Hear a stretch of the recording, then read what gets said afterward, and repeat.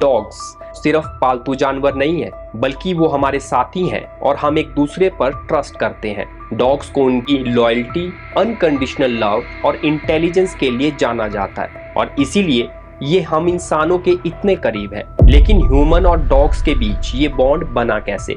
Dogs बिना कहे भी हमें कैसे समझ लेते हैं? जो डॉग्स कभी जंगली भेड़िए हुआ करते थे, वो आज कैसे इंसानों के पालतू बन गए? साइबेरियन हस्की से लेकर एक छोटे से पोमरेनियन नस्ल का सफर डॉग्स को एक दूसरे से कैसे अलग बना देता है। अगर आपको भी डॉग्स के बारे में ये सब जानना है और आपको अगर ये पूरी कहानी समझनी है कि डॉग्स और ह्यूमंस कैसे इतने नजदीक आ गए, तो इस वीडियो को एंड तक जरूर देखें। यकीन मानिए, आपको इस वीडियो में बहुत कुछ नया देखने को मिलेगा जो शायद ही आपने कहीं और देखा हो। They hear us before we see them. They pave the way for us. They can smell us, not only from close up, but also from a distance. They know us, but how well do we know them, the descendants of the wolves?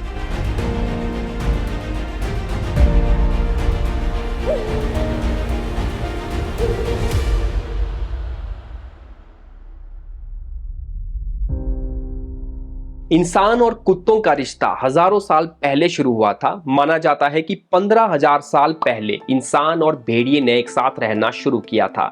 कारण एक ही था, struggle for their existence. बात है ice as की। वैसे तो ये वो दौर था जब आइस एज अपने अंत की तरफ बढ़ता जा रहा था, लेकिन जिंदा रहना अभी भी काफी मुश्किल होता था। ये डेली स्ट्रगल का पार्ट था। शिकार मिलेगा तो खाना खाकर अपनी जिंदगी की बैटरी को चार्जिंग मिलेगी, नहीं तो आप शिकारी नहीं बल्कि किसी और का शिकार बन सकते हैं। पूरी दुनिया के जानवर अपने अस्तित्व की लड़ाई लड़ रहे थे, जिसमें इंसान और भेड़िए भी थे। इंसान हमेशा से बाकी जानवरों में होशियार है, हमेशा बदलाव के दौर में अपने आप को सही साबित किया है। इंसान ने अपनी शुरुआती दौर में ही सीख लिया कि अगर जिंदा रहना है तो कैसे एक साथ काम किया जा सकता है। हमने सीखा कैसे गुट में रहकर बड़े बड़े शिकार आसानी से किए जा सकते हैं। उस वक्त इंसान नोमैडिक हंटर्स हुआ करते थे, जो खाना और रहने की जगह के लिए लगातार घूमते रहते थे। भेड़िए भी अपने सर्वाइवल के लिए और अपने शिकार को बचाने के लिए झुंडों में रहकर घूमते थे और कई बार इंसान और भेड़िए दोनों के झुंड शिकार के लिए आमने सामने होते थे। इससे उनके बीच एक कॉम्प्लेक्स रिलेशनशिप बनता जा रहा था। यहाँ दोनों ग्रुप्स में एक दूसरे को लेकर इनसिक्योरिटी फील होती थी। जैसे भेड़िए शिकार की कमी के चलते इंसानों को एक कंपटीटर की तरह देखते थे, वहीं दूसरी तरफ इंसान अपने शिकार को भेड़ियों से बचाने में नए नए तरीके ढूंढता रहता था। इसीलिए दोनों प्रजातियों के बीच एनकाउंटर्स होते रहते थे। भेड़िए बहुत चालाक और साहसी प्रजाति हैं और माना जाता है कि शुरुआत में भेड़िए खाने के लिए इंसानों की बस्ती पर हमला किया करते थे, वहीं दूसरी तरफ जवाबी कार्रवाई में इंसान भी भेड़ियों पर हमला किया करते थे। हालांकि सर्वाइवल की इस दौड़ में ऐसे इंसिडेंट भी हुए जब बहुत लंबे समय तक भेड़िए और इंसान एक दूसरे के काफी नजदीक रहने लगे और जब रिसोर्सेज को एक दूसरे के साथ शेयर किया गया तो दोनों को ये फायदेमंद लगा। इंसान शिकार के मांस को खाता और हड्डियां भेड़ियों को पसंद आने लगी। जब दोनों के बीच तालमेल और गहरा बनता चला गया तो बदले में भेड़िए अपनी लंबी नाक और तेज कानों से बाकी दूसरे जानवरों को इंसानों से दूर रखने का काम करने लगे। धीरे धीरे समय के साथ साथ इंसान और भेड़ियों के बीच ये कभी कभार की लड़ाई भी अब बहुत कम होती चली जा रही थी, क्योंकि इंसान अब सिर्फ शिकार करके अपना पेट नहीं भर रहा था, अब उसने खेती बाड़ी करना सीख लिया था, जिसके लिए उसे एक जगह पर अपनी बस्ती को बसाना पड़ा। इससे कुछ बदलाव आए, जैसे भेड़ियों और इंसानों का टकराव अब कम होने लगा, मानो जैसे इन दोनों ने अपने शिकार करने के लिए अलग अलग तरीके और जगह बनाकर रखी हुई थी। और धीरे धीरे जो भेड़िए इंसानों के साथ काफी लंबे वक्त तक रहना सीख गए थे, वो अब जंगलों में रहने वाले भेड़ियों से अलग बिहेव करने लगे। मानो उनकी फिजिक है तो भेड़ियों जैसी, लेकिन उनका गुस्सा और इंसानों से डर अब कहीं कम होता जा रहा था। इन दोनों को एक बात समझ में आ रही थी कि एक दूसरे के साथ इस पार्टनरशिप को अगर लंबा चलाना है तो एक दूसरे के ऊपर भरोसा करना होगा। इंसान के पास तेज दिमाग था, वहीं दूसरी ओर भेड़ियों के पास इनक्रेडिबल स्पीड और सेंसेस थी। पालतू भेड़ियों ने सीख लिया था कि अगर वो इंसानों के लिए वफादार बनकर रहेगा तो बदले में उसे रहने और खाने की कमी नहीं होगी। ये दौर म्यूचुअल अंडरस्टैंडिंग और डिपेंडेंसी का था। इंसान भेड़ियों की स्पीड और सेंसेस को अपनी जरूरत के हिसाब से रेगुलेट करना चाहता था। समय के साथ साथ उसने अपने पालतू भेड़ियों को ट्रेन करना शुरू किया ताकि उनकी इस हाई एनर्जी को सही डायरेक्शन में यूज किया जा सके। इससे इंसानों को ये फायदा हुआ कि अब भेड़िए ऑर्डर्स लेकर काम करना सीख गए और शिकार में मदद करने लगे। समय के साथ साथ अब भेड़ियों ने इंसानों के मुताबिक अपने आप को ऐसे ढाल दिया था कि अब वो उन भेड़ियों से बिल्कुल अलग हो गए थे जो जंगलों में अभी भी झुंड बनाकर घूमते रहते थे। इसीलिए उन्हें अब भेड़िया ना बुलाकर डॉग्स बोलना सही होगा। शिकार के अलावा डॉग्स अब भेड़ और बकरियों के झुंडों को भी संभालने का काम सीखने लगे। जब भी भेड़ बकरियों को चारागाह में छोड़ा जाता,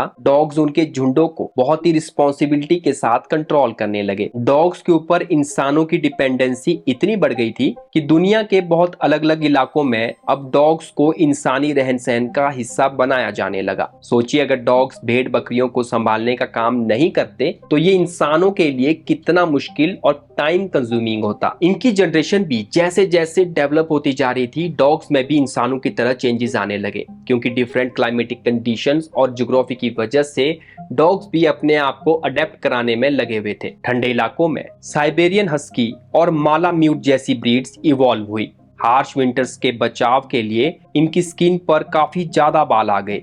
इनकी बिल्ड काफी स्ट्रॉन्ग थी ताकि ये बर्फीली सतह पर सामान को खींच सके।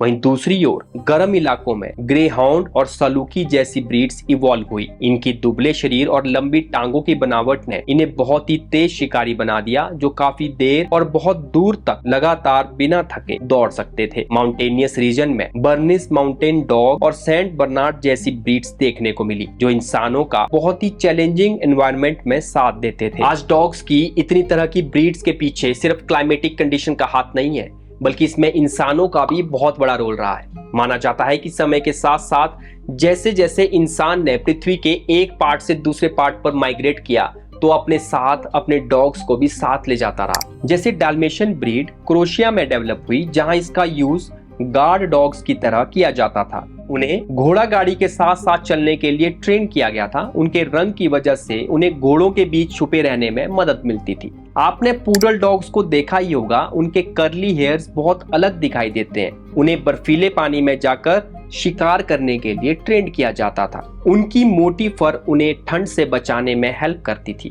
वहीं जर्मन शेफर्ड ब्रीड भी जर्मनी में ही इवॉल्व हुई, जो इसके नाम से ही पता चल जाता है। ये बहुत ही इंटेलिजेंट और ओबीडियंट ब्रीड है, इसीलिए इसे आज भी सर्च एंड रेस्क्यू मिशन के लिए ट्रेन किया जाता है। इंग्लिश बुलडॉग्स को इंग्लैंड में सांडों के साथ लड़ाई करने के लिए ट्रेन किया जाता था। ये एक तरह का खेल हुआ करता था जिसमें कुत्ते सांडों पर हमला किया करते थे, और अगर सांड उनके कंट्रोल में आ गया तो कुत्ते जीत जाया करते थे। हालांकि इस खेल को 17वीं सेंचुरी में बंद कर दिया गया, लेकिन बुलडॉग का बेसिक कैरेक्टर आज भी गुस्सैल और हमलावर जैसा ही देखने को मिलता है। वैसे आज डॉग्स की रिकॉग्नाइज्ड ब्रीड्स 400 से भी ज्यादा हैं, और हर एक की अपनी यूनिक हिस्ट्री और कैरेक्टरिस्टिक्स हैं। भेड़िए को पालतू बनाना ह्यूमन हिस्ट्री का बहुत ही इंपॉर्टेंट मोमेंट था। भेड़िए और इंसान के बीच सिम्बायोटिक रिलेशनशिप ने उस समय कई हजारों साल तक चलने वाली पार्टनरशिप और एक मजबूत रिश्ते की नींव रख ली थी। सिम्बायोटिक रिलेशनशिप का मतलब ये होता है कि जब दो प्रजातियां एक दूसरे की हेल्प करती हैं, तो इससे दोनों को ही फायदा होता है। डॉग्स और ह्यूमंस के रिलेशंस हमें आसानी से अपने पास्ट में देखने को मिल जाते हैं। जैसे अगर हम एंशिएंट इजिप्शियन आर्ट की बात करें, तो डॉग्स को अक्सर शिकारी के साथी या प्रोटेक्टर्स की तरह दिखाया गया है। ग्रीक्स और रोमन माइथोलॉजी में भी डॉग्स का कनेक्शन पाताल लोक से जोड़ा गया है। अगर बात करें इंडियन एंशिएंट हिस्ट्री की, तो मध्य प्रदेश की भीमबेटका केव्स, जिन्हें लगभग 30,000 साल पुराना माना जाता है, वहां भी बहुत से जानवरों की पिक्चर्स बनाई गई हैं, जिनमें आसानी से डॉग्स को भी देखा जा सकता है। हड़प्पन सिविलाइजेशन में भी डॉग रिमेन्स मिले हैं। और अगर इंडियन माइथोलॉजी की बात करें, तो सनातन धर्म में बहुत जगह डॉग्स के बारे में बताया गया है। जैसे भैरव को एक कुत्ते के साथ दिखाया जाता है। कहा जाता है कि कुत्तों को खाना खिलाकर कुछ ग्रहों की दशा का निवारण किया जा सकता है। इसी तरह इन दोनों की रिलेशनशिप का प्रूफ हमें अपनी हिस्ट्री में बहुत जगह देखने को मिलता है। 17वीं सेंचुरी में इंडस्ट्रियलाइजेशन जब शुरू हुआ, तो लोग शहरों की तरफ माइग्रेट होने लगे। इससे हुआ ये कि लोग अब डॉग्स को किसी काम के लिए नहीं बल्कि अपने शौक के लिए पालने लगे। अब डॉग्स को ना ही किसी शिकार पर जाना था और ना ही किसी भेड़ या बकरियों को काबू करके झुंड में रखना होता था। अब वो घर में किसी मेंबर की तरह एक रॉयल लाइफ जीने लगे। तभी तो आपने कुछ ऐसे डॉग ब्रीड्स को देखा ही होगा जिन्हें देखकर लगता ही नहीं कि वो अपने मालिक की रक्षा भी कर सकते हैं। जैसे पोमरेनियन और चुआहा ब्रीड्स को आपने देखा ही होगा, वो सिर्फ क्यूट से डॉग्स हैं जिन्हें घर में प्यार से रखा जाता है। तब से डॉग्स ह्यूमन फैमिली का एक इंटीग्रल पार्ट बन चुके हैं।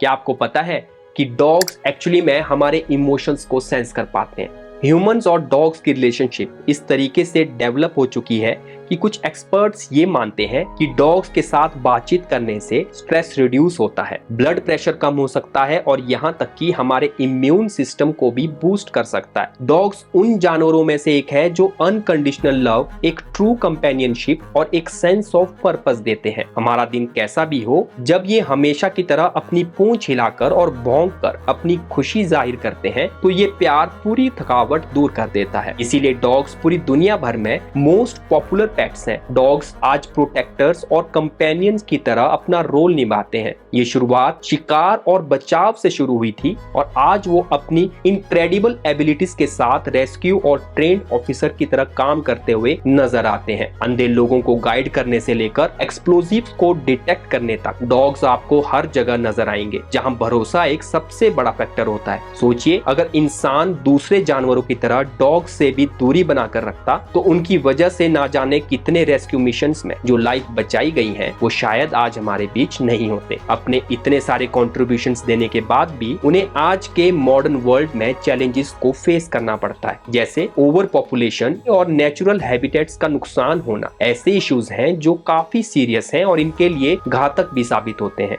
अगर आपने भी कभी बेसहारा कुत्तों की मदद की हो तो अपनी स्टोरी कमेंट सेक्शन में लिखना ना भूलें, ताकि जो लोग इस वीडियो को देख रहे हैं वो आपसे इंस्पायर हो सके। आपको जानकर हैरानी होगी कि डॉग्स 200 से भी ज्यादा स्पोर्ट्स और कंपटीशन में भाग ले सकते हैं। डॉग्स की यही अडेप्टिव और शार्प लर्निंग इन्हें इतना खास बनाती है। डॉग्स और ह्यूमंस कैसे इतने नजदीक आ गए, कैसे इतने अच्छे दोस्त बन गए, दोनों प्रजातियों की ये दोस्ती आज एक मिसाल है। जंगल से लेकर शहरों तक का ये सफर हमने अपने इसी लॉयल फ्रेंड के साथ कवर किया है और ये प्यार पता नहीं कितनी सदियों तक अभी और लंबा चलेगा। वैसे आपकी फेवरेट डॉग ब्रीड कौन सी है? कमेंट सेक्शन में जरूर बताएं। और अगर आपको ये वीडियो पसंद आई हो या इस वीडियो से आपकी नॉलेज में थोड़ा सा भी वैल्यू एडिशन हुआ हो तो इस वीडियो को लाइक कीजिए, अपनी फैमिली और फ्रेंड के साथ शेयर कीजिए और ऐसी वीडियोस को देखते रहने के लिए चैनल को सब्सक्राइब करना ना भूलें। मिलते हैं नेक्स्ट वीडियो में, तब तक के लिए नमस्कार।